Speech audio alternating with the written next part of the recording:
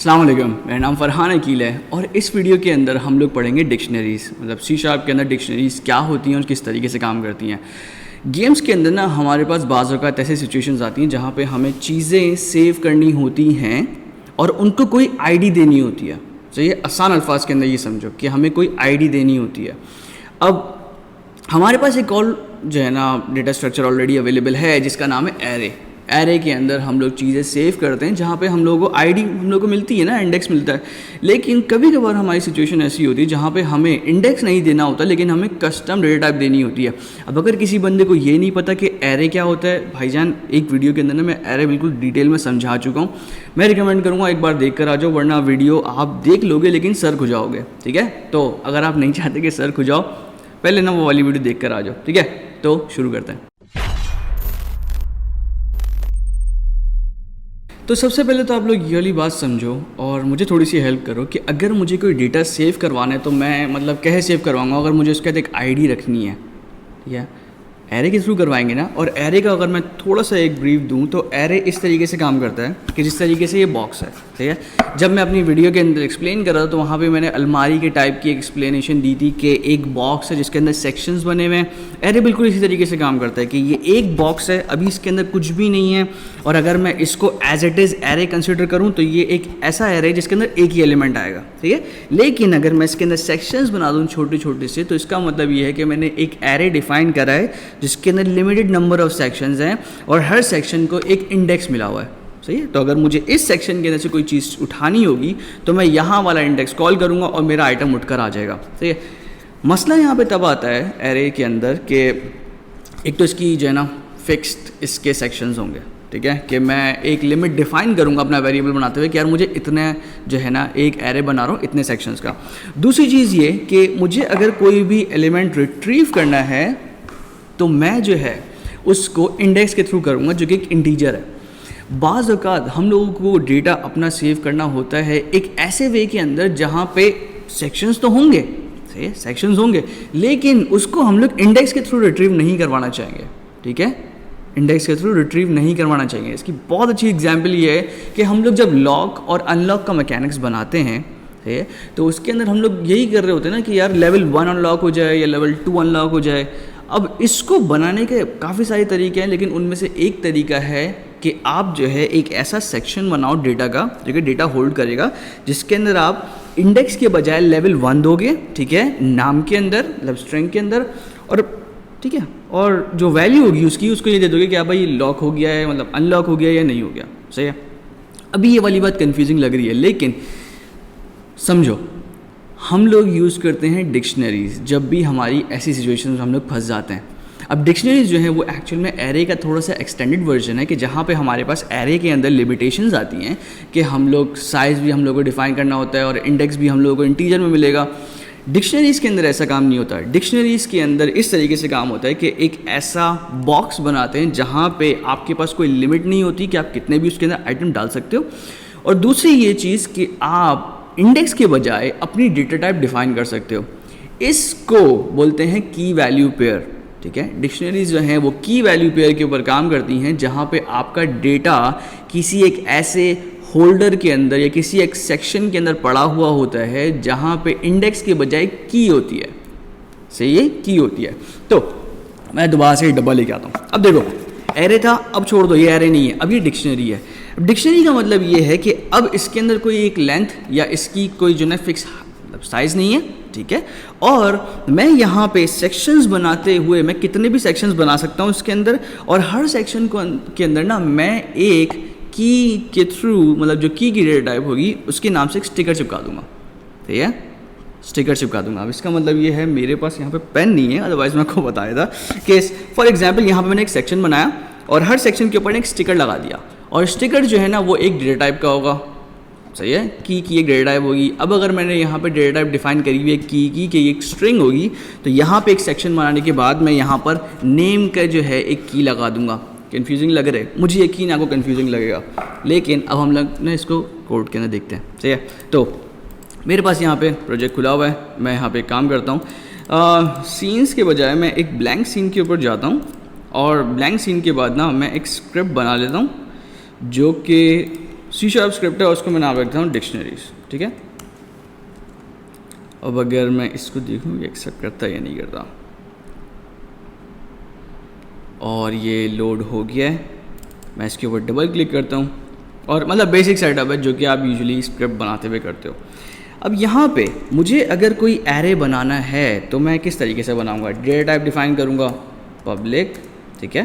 फिर उसके बाद एरे की डेटा टाइप डिफाइन करूँगा, स्क्वायर ब्रैकेट्स लगाऊँगा, और मैं इसको नाम दे देता हूँ नेम्स एरे, ठीक है। बहुत ही कोई जेनेरिक नाम है। अब यहाँ पे मैं जो है एक एरे बना रहा हूँ, ठीक है, स्ट्रिंग, और यहाँ पे 10, ठीक है। ये मैंने अपना एक एरे बना दिया। अब स्टार्ट के फंक्शन के अंदर मैं यहाँ पे चीज़ें ऐड कर सकता हूँ ना, कि नेम्स एरे, ठीक है। इसके मैंने 0 इंडेक्स के ऊपर फरहान दे दिया से। अब इसी तरीके से करते करते से मैं जल्दी जल्दी से ना इसका डेटा पॉपुलेट कर रहा हूँ। 1 2 3 4 5 6 7 8, और यहाँ पर एक और 9, ठीक है। अब यहाँ पे हर जगह पे फरहान पड़ा हुआ है, इससे कंसर्न नहीं है। मकसद सिर्फ ये है कि एरे बनाने का तरीका कि आप क्या करते हो, आप एक्सेस मॉडिफायर डिफाइन करते हो, मतलब ये जो है हमारे पास पब्लिक है, प्राइवेट है। फिर उसके बाद डेटा टाइप डिफाइन करते हो, स्क्वायर ब्रैकेट लगाते हो ये रिप्रेजेंट करने के लिए कि यार ये एक एरे है। फिर उसके बाद यहाँ पे लेंथ डिफाइन करते हो, और इसी हिसाब से आप कंटेंट ऐड करते हो इंडेक्स की बेस के ऊपर। मेन मकसद ये है कि आप इंडेक्स की बेस के ऊपर करते हो। जब हम लोग डिक्शनरीज बनाते हैं तो हमें डिक्शनरी बनाने के लिए सबसे पहले लिखना होता है एक्सेस मॉडिफायर, कि क्या ये पब्लिक है, प्राइवेट है, या वो दूसरे एक्सेस मॉडिफायर जो हम लोग ऑलरेडी पढ़ चुके हैं। फिर उसके बाद हम लोग लिखते हैं डिक्शनरी, ठीक है, लिख दिया। अब डिक्शनरी के अंदर जब मैंने आपको ये बताया कि की वैल्यू पेयर है, तो हम लोग यहाँ पे लगाते हैं ब्रैकेट्स, ठीक है, एरो ब्रैकेट्स। और सबसे पहले हम लोग डिफाइन करते हैं वो डेटा टाइप जो कि की होगी, सही है। तो मैं यहाँ पे लिख रहा हूँ स्ट्रिंग। अब दूसरी डेटा टाइप होती है, वो होती है वैल्यू की वैल्यू पेयर। हर की के साथ एक वैल्यू होगी, सही है, हर की के साथ एक वैल्यू होगी। अभी हम लोग ये डिफाइन कर रहे हैं, तो की मैंने यहाँ पे डिफाइन कर दी। अब वैल्यू जो है इसके अंदर हो जाएगी इंटीजर, सही है, इंटीजर। ये हम लोगों ने क्या किया है, हम लोगों ने एक डिक्शनरी डिफाइन करी है जिसके अंदर जो की वैल्यू पेयर होगा वो स्ट्रिंग और इंट का होगा। इसका मतलब है एरे के अंदर जब हम लोग integer as an index use कर रहे थे, ठीक है, यहाँ पर हम लोग इंडेक्स के बजाय की यूज़ करेंगे जिसकी डेटा टाइप होगी स्ट्रिंग, ठीक है। और हर की के ऊपर जो वैल्यू होगी उसकी डेटा टाइप होगी इंटीजर, सही है। अब नेक्स्ट जो चीज़ है वो हमारे पास आता है उसका नेम। तो मैं यहाँ पे करता हूँ नेम्स डिक्शनरी, ठीक है, और उसके बाद इक्वल्स टू न्यू। जैसे आप न्यू लिखोगे ना, आगे वो खुद ही सजेशन दे देगा, और आप सिर्फ इंटर प्रेस करोगे और उसके बाद यहाँ पे राउंड ब्रैकेट लगा के आपने सेमीकोलन लगा दिया। अब ये वो पॉइंट है जहाँ पे आपने अपनी डिक्शनरी डिफाइन कर दी है, ठीक है। और एक क्वेश्चन आया था यहाँ पे कि यार ये न्यू का क्या मतलब है। देखो, न्यू का मतलब ये है कि आप कंप्यूटर की मेमोरी के अंदर एक स्लॉट रख रहे हो, आप कंप्यूटर को बता रहे हो कि भाईजान एक स्लॉट रखो जिसके अंदर मैं एक डिक्शनरी रखूँगा। बस आसान अल्फाज के अंदर ये वाली बात कि न्यू का मतलब ये है कि आप एक मेमोरी एलोकेट कर देते हो जिसके अंदर ये वाली चीज़ आएगी। हमारे सिनेरियो के अंदर एक डिक्शनरी आएगी जिसकी जो की डेटा टाइप होगी वो स्ट्रिंग होगी, और जो वैल्यू की डेटा टाइप होगी वो इंटीजर होगी। अब इसको यूज़ करने का तरीका क्या है? इसको यूज़ करने का तरीका ये है कि हमने यहाँ पे डिफ़ाइन तो कर दिया, ठीक है। अब अगर मुझे इसके अंदर डेटा डालना है तो डेटा डालते वक्त मुझे यहाँ पे की भी डालनी पड़ेगी और वैल्यू भी डालनी पड़ेगी। अब यहाँ पे देखोगे, यहाँ पर हमारे पास कंट्रोल नहीं था, सही है। मैं यहाँ पे क्या मतलब, मुझे जब भी एरे के अंदर कोई चीज़ डालनी है तो मुझे इंडेक्स जो है फॉलो करना पड़ेगा इंटीजर की बेस के ऊपर। लेकिन डिक्शनरीज़ के अंदर हमें डेटा टाइप की एक छूट होती है जो कि हम लोग कस्टम डिफ़ाइन कर सकते हैं। हम चाहे इंटीजर रखें, हम चाहे स्ट्रिंग रखें, हम चाहे बूलियन रखें, कोई भी डेटा टाइप आप रख सकते हो। कस्टम डेटा टाइप भी रख सकते हो, ये भी एक अच्छी चीज़ है कि आप कस्टम डेटा टाइप भी रख सकते हो, ठीक है।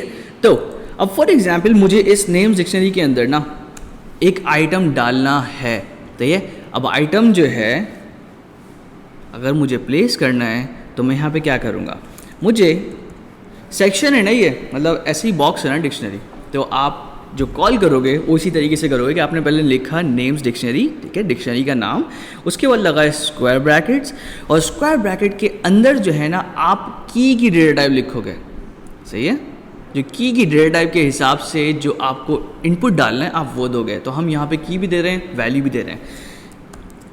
अब की डेटा टाइप क्या थी, स्ट्रिंग थी, तो मैं यहाँ पे क्या करूँगा, मैं यहाँ पे लिख दिया फरहान, ठीक है, और अब अगर मुझे इसकी वैल्यू देनी है तो यहाँ पर अब मैं वैल्यू दे सकता हूँ, तो मैं यहाँ पे ले दूँ 35, सही है।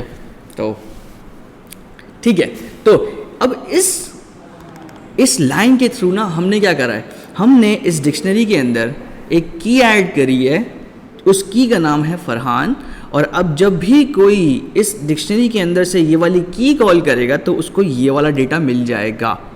इट्स जस्ट लाइक कि हमने एक बॉक्स बनाया है, ठीक है, इसके अंदर सेक्शंस बनाए हैं, और इस सेक्शन के अंदर सबसे स्टार्ट के अंदर मैंने यहाँ पे एक सेक्शन बनाया है जिसका लेबल है फरहान, और उसके अंदर जो डेटा पड़ा हुआ है वो पड़ा हुआ है 35, सही है। आई होप ये वाली बात अब समझ में आने लगी होगी, प्रैक्टिस करोगे समझ आएगी, वरना जो है ना आपके सर के ऊपर से निकलेगी।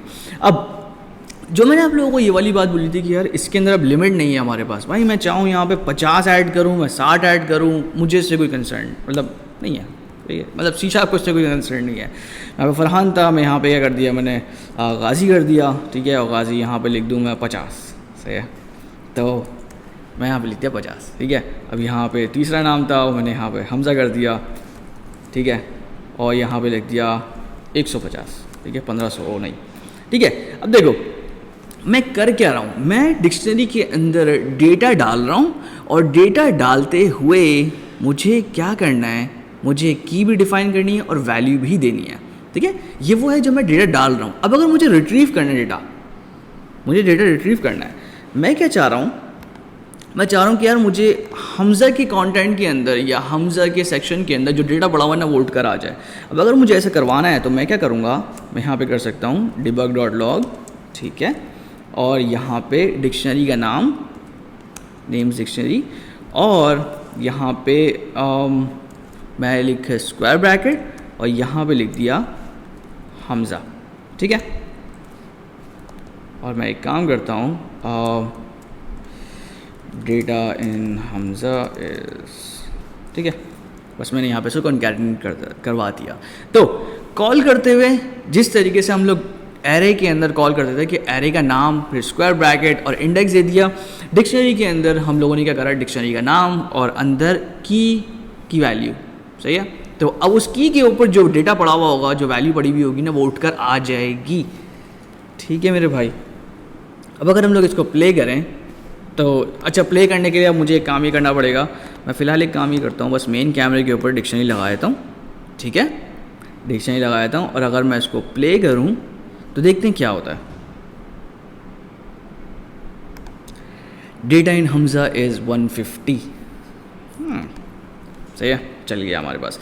अब देखो इसके जो यूज़ केसेस हैं वो क्या हो सकते हैं, मैंने आप लोगों को समझा तो दिया है, कुछ लोगों ने ढीठ बन के समझ भी लिया है, प्रैक्टिस करोगे समझ आएगी, लेकिन इसके एक्चुअल यूज़ केस कहाँ हो सकते हैं, मैं एक सिनेरियो बताता हूँ आप लोगों को। अभी हम लोग अगर गेम बनाए कोई, या हम लोग जो गेम बना रहे हैं, जो हमारा टैप काउंटर है, इसके अंदर हम लोग को स्कोर्स जो हैं वो डिफ़ाइन करने हैं कि यार अगर मेरे 10 लेवल्स हैं तो लेवल 1 के अंदर क्या स्कोर है, लेवल 2 के अंदर क्या स्कोर है, लेवल 3 के अंदर क्या स्कोर है, इस तरीके से होगा ना काम। या आप अगर कोई फर्स्ट पर्सन गेम बना रहे हो तो लेवल 1 के अंदर आपने कितने बंदे मारे थे, या लेवल 2 के अंदर आपने कितनी जो है हिट्स मारी हैं, आपको वो अगर सेव करवानी है तो वो आप कहाँ सेव करवाओगे, सही है, सोचो कि वो आप कहाँ सेव करवाओगे, वो आप इसी तरीके से सेव करवाओगे। एक काम करते हैं, हम एक और डिक्शनरी बनाते हैं जल्दी, सही है, जल्दी से, और उसके अंदर ना स्कोर सेव करवाते हैं, ठीक है। और स्कोर के अंदर मतलब हम लोग इस हिसाब से सेव कर रहे हैं कि लेवल 1 के अंदर ये स्कोर है, लेवल 2 के अंदर ये स्कोर है, 3 के अंदर ये स्कोर है, ठीक है। शुरू करते हैं। देखो सबसे पहले एक्सेस मॉडिफायर कि पब्लिक है या प्राइवेट है, डिक्शनरी या कीवर्ड, और उसके बाद एरो ब्रैकेट। अब देखो हम लोग क्या सेव करवा रहे हैं, हम लोग डेटा जो सेव करवा रहे हैं वो स्कोर है, ठीक है, तो वैल्यू तो स्कोर है। अब यहाँ पे की के थ्रू मतलब की जो है वो हमारी लेवल 1 है, लेवल 2 है, लेवल 3 है। अगर मुझे लेवल 1, लेवल 2, लेवल 3 लिखना है तो उसकी डेटा टाइप क्या हो सकती है, क्या होगी, स्ट्रिंग होगी ना, क्या ओ नहीं स्ट्रिंग, ठीक है। आपने पहली डेटा लिखी, उसके बाद आपने यहाँ पे इंटीजर, सही है। अब इससे कंफ्यूज नहीं होना कि मैंने पहले भी स्ट्रिंग ओरिएंट करा, अभी भी स्ट्रिंग ओरिएंट करा। आप डिफरेंट सिनेरियोज रख सकते हो। मैं अगर ऐसा मैकेनिक्स बना रहा हूँ जहाँ पे मैं लेवल लॉक और अनलॉक कर दूँ, तो वहाँ पे स्ट्रिंग और बूलियन आ सकता है, सही है। तो अब मैं एक काम करता हूँ, लेवल स्कोर्स, इसका नाम मैं रख दिया लेवल स्कोर, और इसको मैंने न्यू डिक्शनरी इनिशियलाइज कर दिया, सही है। मतलब अभी इनिशियलाइज हुआ नहीं है, लेकिन हमने डिफाइन कर दिया। जब स्क्रिप्ट चलेगी तो ये चल जाएगा।